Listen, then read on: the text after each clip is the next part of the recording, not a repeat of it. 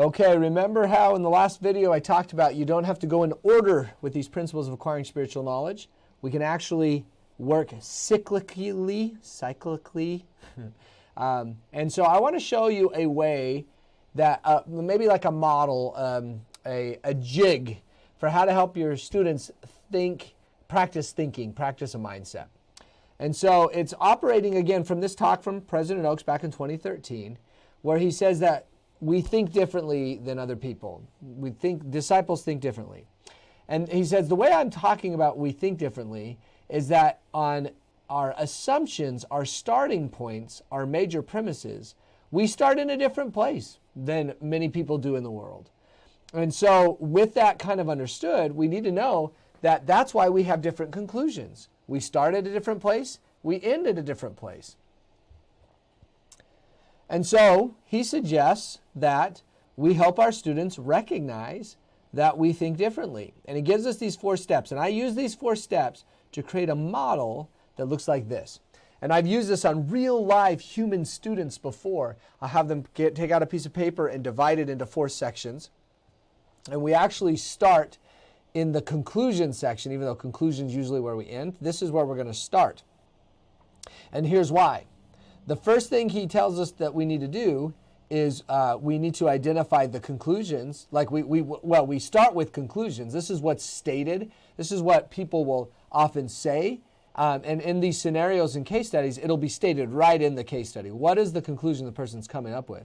What then becomes more challenging is then to work it back, do the mental work to think back, where is this starting? Where did this conclusion begin?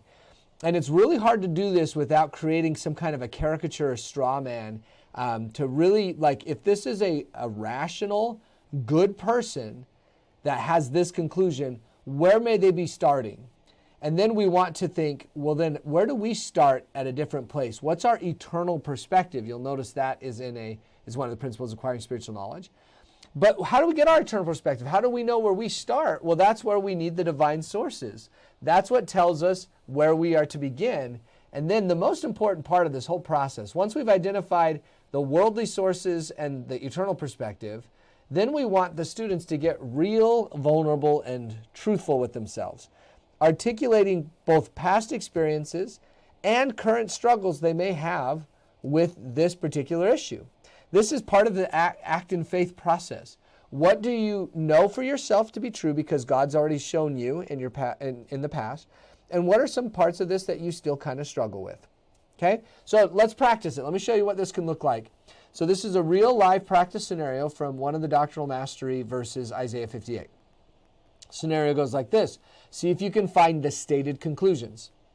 Your brother comes to you with a concern about the commandment to keep the Sabbath day holy. He's frustrated with your parents because he doesn't want to participate in some of the Sabbath day activities they've planned.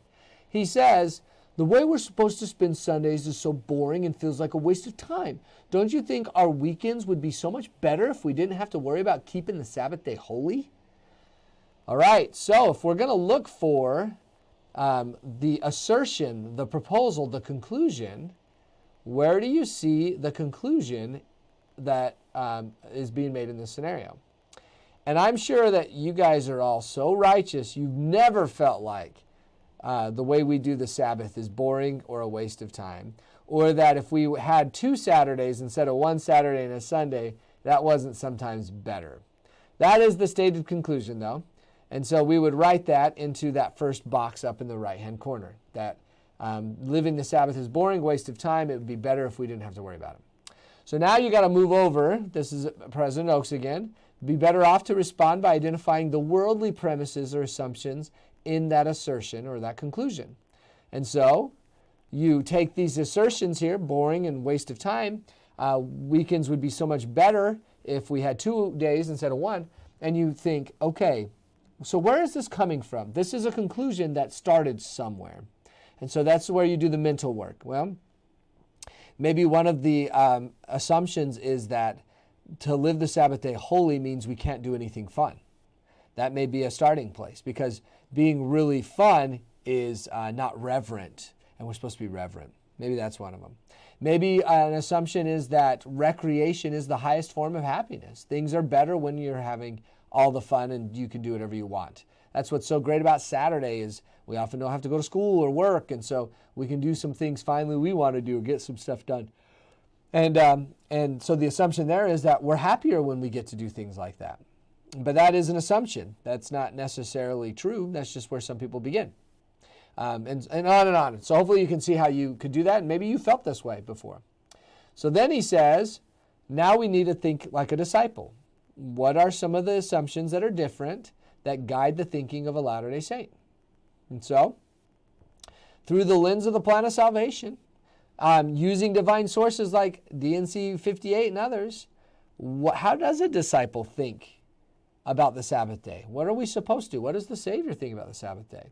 Now, we do have a little bit of help in our doctrinal mastery materials because it gives us this great quote from President Nelson, and we have the verse. As you look at these verses, you may pause here and look at them. How does this help you think like a disciple? What is being taught by both Isaiah and President Nelson that can help you have a little bit more of an eternal perspective as a disciple? And move to the fourth box, and we try to think, okay, so what do I know? We start with some faith from your own experiences with the Sabbath. Can you testify of any of the outcomes that either Isaiah or President Nelson spoke of? It's good to start there. Write that down. What do you already know to be true about the Sabbath day? But it's also helpful to recognize that you may still be on a journey to appreciate this principle. And so you should be open and honest about that too.